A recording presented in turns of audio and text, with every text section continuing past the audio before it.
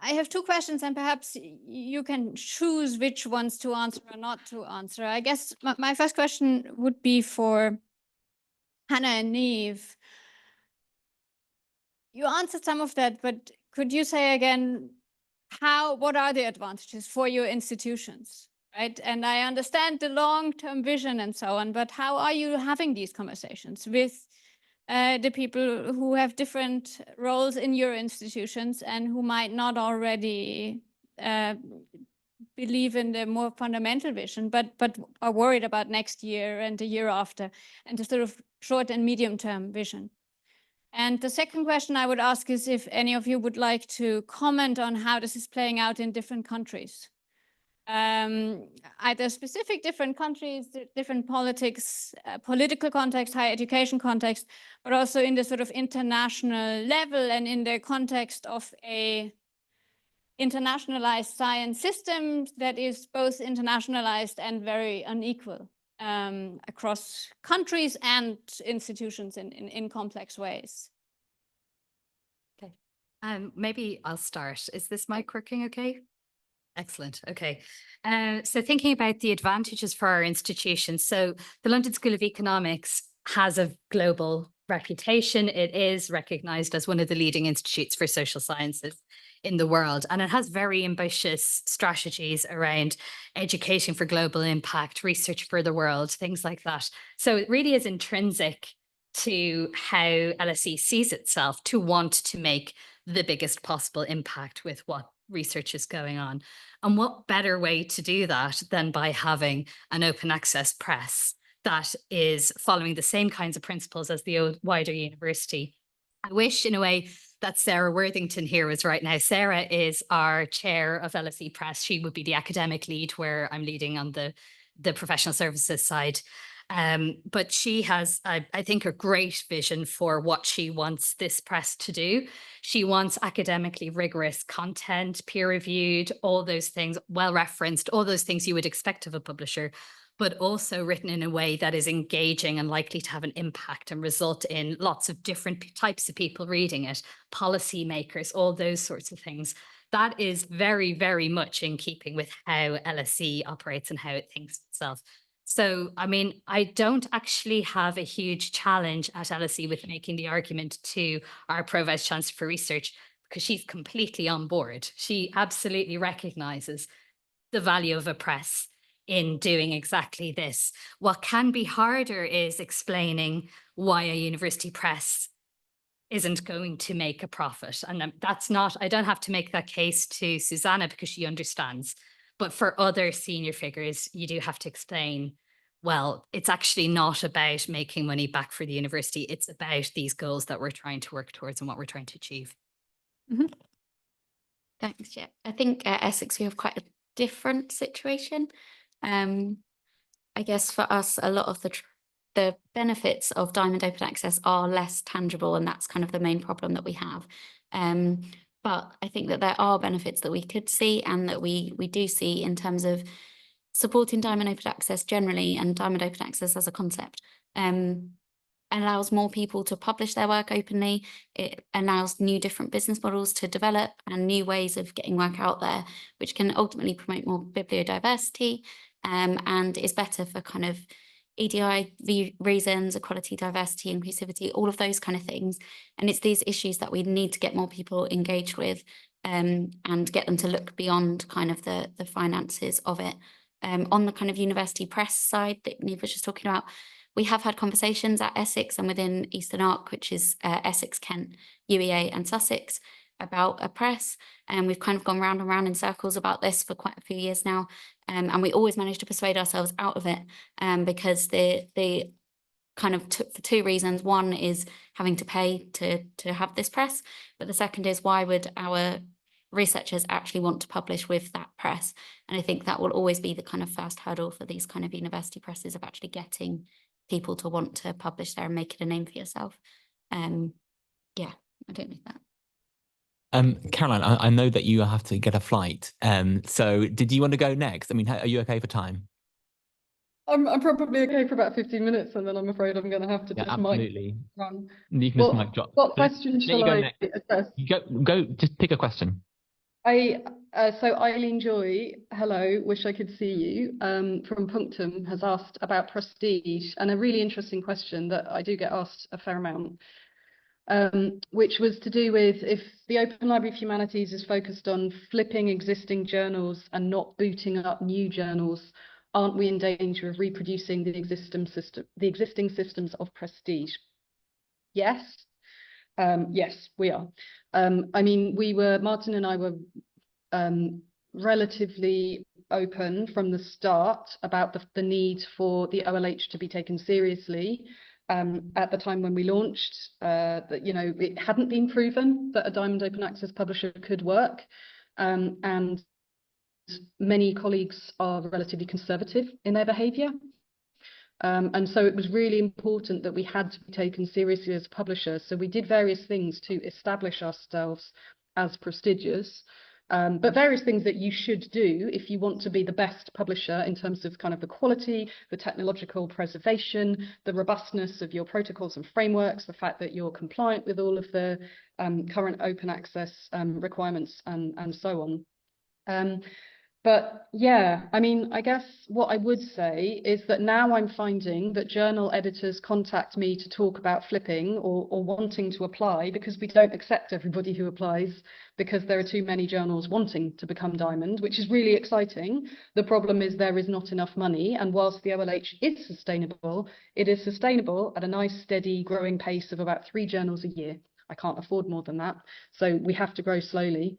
They're starting to contact me, actually, because they've heard from other colleagues who work with us how good we are to work with. We're real human beings. We're a small, friendly team. We've got our own in-house software engineers who are also really friendly, talented staff. You have direct access to them, and they want a decent publisher experience. So they're coming along and saying, look, we're just really fed up with being taken for granted and being poorly treated by, you know, commercial partners who we can't get hold of, the editorial managers. There's a rapid turnover. The editorial managers keep changing because clearly, I don't know, it's not a great career or something, and they don't want to stay working there, so they're kind of cycling their way through them. And the most odd thing is that open access is just a kind of happy byproduct. They're not actually coming to me for open access.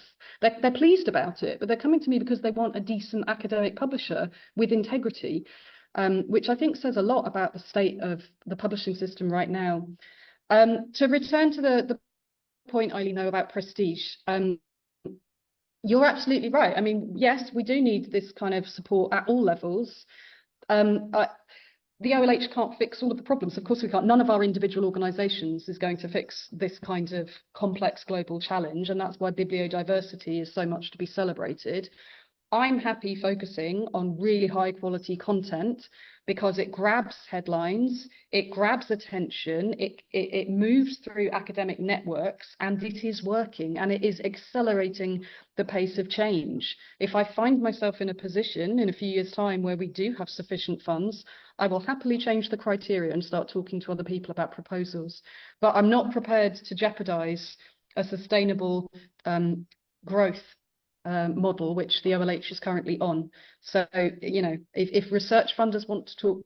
Questions from the audience, and I will start in the room. I will take rounds, and then we'll have some of those that have been posted online read out to us.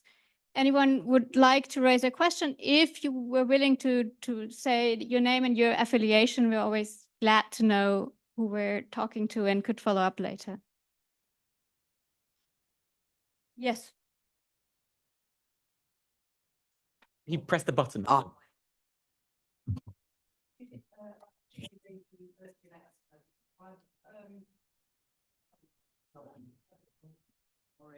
Thanks very much. Judy Green from the University of Exeter and co-editor of a Diamond Open Access journal. I found that absolutely fascinating. I kind of wish I'd come to this seminar a year and a bit ago, just before we flipped the journal. But never mind.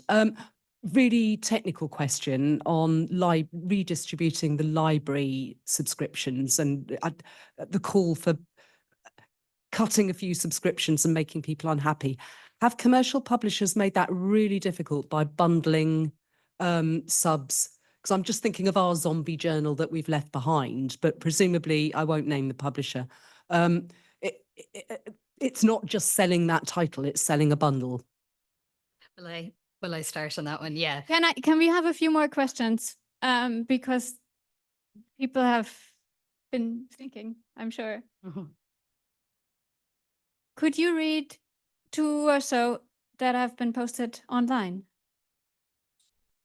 I think Collecting. collect a few so that we get enough questions in. Okay, I'm going to read a couple of ones from online then as well. One question was asking if any zombie journals had ever truly died and ceased publishing. That's quite an interesting one for you, Caroline, but I'll ask another one as well, which was another librarian question for Hannah. How did you explore getting QR funding for open access? And was this difficult to scope? Did you meet much or any resistance? Okay, so if I start with the question about the challenges of cancelling, yes, the bundling makes it extremely difficult to cancel. Many of these zombie journals are in bundles that are thousands of journals and, 6 or 7 figure sums to subscribe to them. And there are libraries that have cancelled deals with some of these big publishers. It's really challenging to get the institution on board and all the researchers on board. That is the difficulty. And some institutions are more open to those kinds of conversations than others. We have had situations in the UK where there have been a few negotiations where the offers that we were getting from the publishers, negotiations, I should say, for these big deals are done at national level for the UK. And really what they're trying to do is achieve a deal that all of the institutions or most of the institutions are willing to sign up to. There have been a couple of times when what was proposed by the publishers was absolutely appalling. And there have been a few times when it has felt like we were starting to get close to the place where we might walk away, and we're doing alternative plannings for what does a walk away look like. So that planning, it feels like we're getting closer and closer. And I feel like the time will come in the UK where we are facing a situation where a big publisher deal is not renewed. And that will be extremely uncomfortable for many researchers. And we will see some institutions wanting to know, well, can we just buy it ourselves, or can we, which then undermines the entire process. So I guess what that all brings me to actually is a question I had written down for academics on the panel, which is around, like, often we see the outcry when a particular discipline is badly impacted because a journal that's really key in their field is treated really badly and an editorial board resigns en masse and everyone's shocked and appalled and we have a big outcry. But how do we generate that horror among researchers more widely so that we can get to a stage where it's possible for us to walk away? Because the reality is, unless researchers, and I don't just mean the advocates, it needs to be a large proportion of the researchers need to be willing to go through a little bit of discomfort in order for us to change that. And until that happens, librarians, our hands are tied. We can't make a cancellation like that on that scale without the buy-in, at least of our senior management. And it's still going to be really challenging then. Can I answer that one? So I think this is why, this is in a way is why we organized this event. Not so much that this event is going to have that impact, obviously it's not, but sort of symbolically, we've got 2 librarians here and we've got 2 academics sitting on a panel together. And I suppose the point I was trying to make in my presentation is this is the university. The university is not just the work of academics. The work university is everything that happens within the university, and all of that is political. And what you're saying is that you can't do work that you would like to do that is political because another part of the university is not understanding what you're doing and what you're advocating for. So really, this is about thinking about what is the function of a university. And for too long, and this is not to blame academics, but it is a structural problem. For too long, we've seen the work of doing academic work as divorced from the mechanisms that then circulate that academic work. So we've kind of outsourced both practical and ethical responsibility to other actors that as academics, we don't really engage with. Maybe you might engage with them if you're on an editorial board and you have to engage with Taylor and Francis or whatever it might be. But broadly, you don't get behind the scenes. You don't really understand also the kind of broader consequences of the big deals, the transformative agreement. This is all, for many academics, extremely technical stuff, and they just want to publish their work. So this is about thinking about the university that we want and understanding that that work of production is part of the university. Can I just answer one more quick thing, which is about your question, Monika, because I think it's very important about the international context. There is a complicated international context. We've just seen the Netherlands cut their open science budget by 50%. That was a leading light in Europe. So that's extremely troubling. But there's also a global context. So I was just in Lisbon, where with Caroline actually, and that was a much easier way of talking. We were with Raju from the University of Cape Town, who, for example, has set up the African Platform for Open Scholarship in direct response to the way in which these inequities in publishing impact the Global South.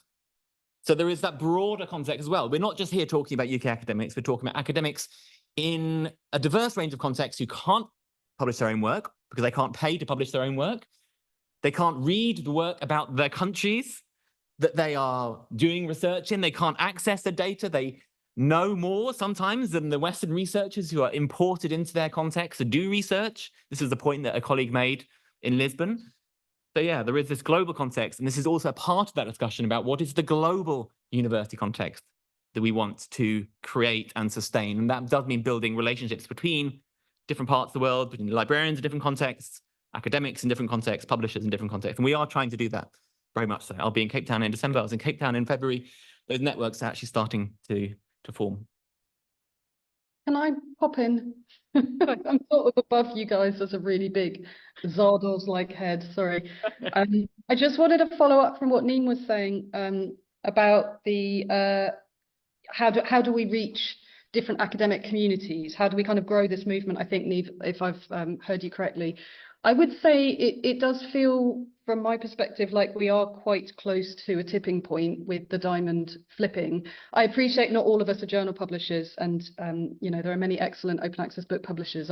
Obviously I'm working in journals, and I think what I found is that it works particularly well, kind of discipline by discipline or subject area by subject area. So when we launched in 2015, we flipped the Elsevier journal Lingua, which became Glossa with the OLH, and that brought with it 2 other linguistics journals and subsequent linguistics journals, including one that we're just launching right now, have come through that network. The Journal of Political Philosophy, which we flipped in January, led to Philosophy and Public Affairs, who all resigned also from Wiley. That was the other of the top 3 world in world philosophy journals, and they launched on Friday as free and equal. And we've had 32 article submissions since Monday morning. So it kind of, which in humanities terms is quite a large amount in a very short space of time. A bit before we were expecting them, to be honest. So I think what I'm hearing from those editors is they're getting so many requests to talk to their academic colleagues. One of the editors, Arash Abazadi, over in Canada in McGill University, wrote a Guardian article that was quite widely shared amongst the scholarly community. And he started asking me, do we have a global network for sort of diamond flipping advice, where to go, a forum for editors to talk to each other? And I was like, well, no, it doesn't exist yet, but maybe we should set that up. So I think we're getting there. I think, as with all of these problems with small not-for-profit organisations, where we are under extraordinary pressure, especially in the UK with workloads, with managing small grants or tight budgets, it's always capacity. If we had more staff and more hours, we would see an acceleration in this flipping programme. So it's going at a slightly slower pace just because there aren't enough of us paid to be doing this work. That's the only reason. I believe that. People in the room. Do you want me to answer the QR one? Yeah. Okay. I was also just going to pick up on the earlier question about the unbundling and cancellations, and just to carry on what Niamh was saying, and just for context at Essex, we did look at well, not seriously really, but we were having conversations about what it would look like if we were to cancel some of these packages. And we needed to keep in mind that if we did that, cancel the packages and then subscribed to a few key titles on a title by title basis, we were looking at the kind of administrative burden that would then bring of having to deal with all of that. And actually we'd end up using more of our library staff time to do that than we would just be, it would cost us more money in that respect, is what I'm getting at, I guess. And also just one more point on that. I know we're here to talk about Diamond, but I do think green open access has quite an important part to play in this picture as well. Because if we can get people to appreciate more that reading an author's accepted manuscript is the same content as a final published piece, and we've got lots more rights retention growing in the UK at least, then those versions are accessible and suddenly cancelling a subscription is less problematic. So just wanted to make that point. But in terms of how we got the money for the QR fund, it was quite difficult. It involved lots of writing of various versions of the exact same paper, being sent to lots of different committees. It involved gathering lots of data and relying on data that we had to make the point was not actually that accurate, but we needed, there was just calls for numbers and data, and that was what I was looking for. But I think the main things that enabled us to get that in the end was, one, we had a fairly new Pro-Vice Chancellor research who I think was trying to make a bit of an impact, and that helped us because we got in with him quite early and talked his ear off about open access until he was like, okay, fine. Also, there's a big push at Essex around citations, and we really made the case that open access does tend to lead to higher citations. And even though we have quite a lot of reservations about using citation data quite as strongly as senior leaders want to, that helped us make the argument and was something people would listen to. And then finally, the last point that really helped was, I mentioned earlier that we've got quite strong social sciences and arts and humanities at Essex, and there was seen to be quite this disparity between, we were pumping lots of money into transformative agreements, and we had the block grant, and these tend to prioritize, well, not prioritize, but they tend to be more beneficial for science and health. So our PVC research was really keen on, we need to show arts and humanities and social sciences, particularly at this time when they're feeling quite threatened, that we do want to invest in them and allow them to publish openly as well. So that was why they wanted to enable us to have enough money there that any researcher could come to us from any faculty and say, I want to publish my output openly. And we would say, yes, we can fund that, rather than the situation we were in, where often for long form especially, but also for articles where they weren't covered by transformative agreements, we had to just say no to those disciplines. And so that kind of fairness was one of the key motivators as well. Can I make a quick comment on that? So what Hannah was, for the academics in the room, what Hannah was describing, I think it's really interesting, because this is the work of actually making change in an organizational context, and it's incredibly difficult. I'm also an organizational studies scholar as well. We know that organizations get completely locked in on ways of working, and sometimes you need to be doing that really mundane work of doing the same version of the document 10 times. And I think, again, I just kind of want to sort of, I suppose, applaud my library colleagues for really pushing that forward. That needs to go alongside, that's the kind of bottom-up approach that then needs to go alongside, well, okay, we can talk another correct time about top-down. It's complicated, but top-down involves many different parts of the top. That involves academics, it involves senior leaders, it also involves research funders. No one policy is going to magically solve this either, I should say. But yeah, thank you. How is that as a last word? I think that's a good last word. So it's on me to thank you all for coming. Thank you for everyone for joining, also for your questions online. I'm sorry we couldn't use them all. And thank you for organizing and joining us. Thank you. Yeah, thanks everyone for coming, both in person and online. Thank you.